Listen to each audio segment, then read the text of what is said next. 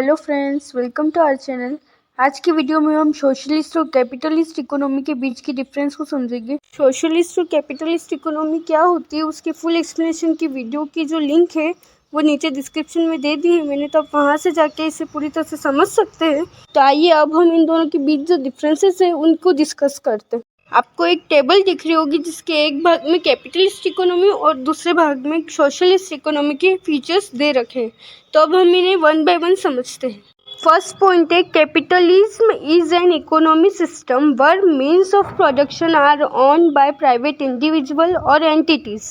मतलब ये कि कैपिटलिज्म एक ऐसी इकोनॉमी सिस्टम है जहाँ पे जो प्रोडक्शन है वो प्राइवेट इंडिविजुअल और एंटिटीज यानी कि प्राइवेटली कोई इंसान ही करता है, कोई प्रोड्यूसर होता है वही ये सारी बिजनेस करता है कैपिटलिस्ट इकोनॉमी में।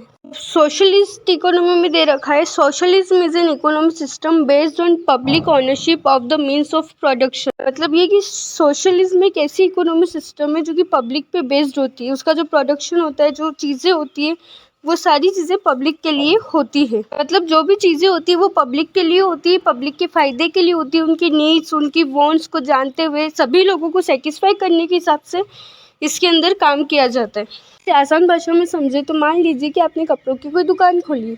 अब अगर आपने दुकान खोली तो वो आपने अपनी और अपने परिवार की नीड्स पूरी करने के लिए खोली है, अपनी ज़रूरतों को पूरा करने के लिए खोला है ना, तो वो हो जाएगा कैपिटलिस्ट इकोनॉमी। अब अगर हम सोशलिस्ट इकोनॉमी के लिए कोई एग्जांपल देखें तो गवर्नमेंट स्कूल है, गवर्नमेंट हॉस्पिटल्स है, ये सारे जो स्कूल्स हॉस्पिटल होते हैं गवर्नमेंट के थ्रू बनाए जाते हैं। काहे के लिए? हमें सर्विसेज प्रोवाइड करने के लिए।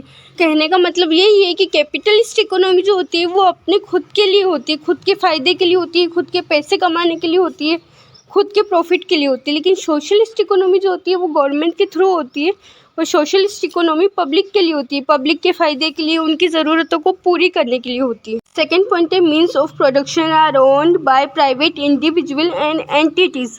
यानी कि वही कि कैपिटलिस्ट में जो प्रोडक्शन होता है, जो गुड्स प्रोड्यूस की जाती है, वो सारी चीज़ें प्राइवेट होती है, यानी कि प्रोड्यूसर के लिए होती है, ताकि वो उन चीज़ों को बाहर बेच के प्रॉफिट कमा सके, ज़्यादा प्राइस में बेचे और प्रॉफिट कमाए। सोशलिस्ट इकोनॉमी में दे रखा है कि means of production our own by the government और पब्लिक। यानी कि सोशलिस्ट इकोनॉमी में जो चीज़ें होती है, जो गुड्स होती है, वो सभी चीज़ें पब्लिक के लिए होती है, गवर्नमेंट के द्वारा पब्लिक को प्रोवाइड की जाती है गुड्स और सर्विसेज। थर्ड पॉइंट है, prices are set by supply and demand. यानी कि कैपिटलिस्ट इकोनॉमी में जो गुड्स होती है, सर्विसेज होती है, उसकी जो प्राइस होती है वो डिमांड एंड सप्लाई पे डिपेंड होती है। मतलब ये कि कॉटन क्लॉथ की जो डिमांड है, सप्लाई है, वो मार्केट में बढ़ गई है। तो अगर मार्केट में डिमांड और सप्लाई बढ़ जाती है कॉटन क्लॉथ की, तो उसकी जो प्राइस होगी वो भी बढ़ जाएगी। अगर डिमांड और सप्लाई कम हो जाएगी तो उसकी प्राइस भी कम हो जाएगी। ताकि यहाँ पे जो प्रोड्यूसर है उसका मतलब का मोटिव सिर्फ प्रॉफिट कमाना है। अगर उसे मार्केट से प्रॉफिट मिलता है तो वो प्राइजेस बढ़ाएगा और प्रॉफिट कमाता जाएगा। उसे लोगों से कोई लेना देना नहीं होता है, उसे सिर्फ अपने प्रॉफिट से लेना देना होता है।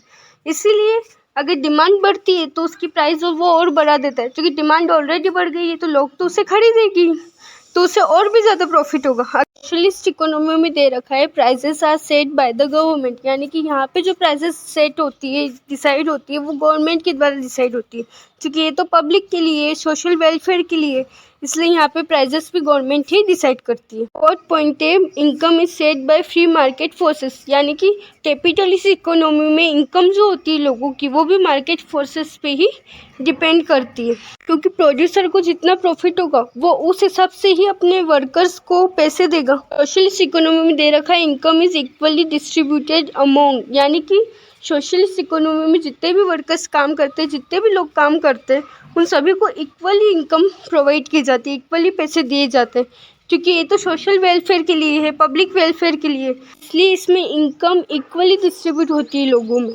पॉइंट है, एनकरेजेस इनोवेशन एंड एफिशिएंसी। मतलब यहाँ पर इनोवेशन यानी कि नवीनता को, नई खोजों को, एफिशिएंसी यानी कि क्षमता को, कैपेसिटी को एनकरेज किया जाता है, यानी कि प्रोत्साहित किया जाता है, बढ़ावा दिया जाता है। सोशलिज्म में दे रखा है, less incentive for innovation and efficiency. यानी कि यहाँ पर इनोवेशन, नवीनता को, एफिशिएंसी यानी कि क्षमता को, लेस इंसेंटिव यानी कि कम प्रोत्साहन दिया जाता है। यहाँ पे ज़्यादा प्रोत्साहित नहीं किया जाता है, यहाँ पे सिर्फ पब्लिक वेलफेयर, सोशल वेलफेयर किया जाता है। 6 पॉइंट में एग्जाम्पल दे रखे हैं, मतलब जहाँ पे कैपिटलिस्ट इकोनॉमी है उन देशों के नाम और जहाँ पे सोशलिस्ट इकोनॉमी उन देशों के नाम।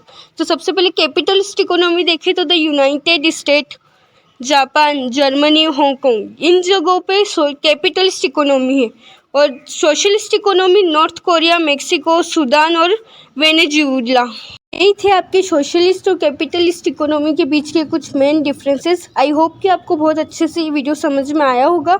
अगर ये वीडियो अच्छा लगा हो तो लाइक करना ना भूलिए और ऐसे ही वीडियोस आगे देखने के लिए चैनल को सब्सक्राइब करें। Thank you.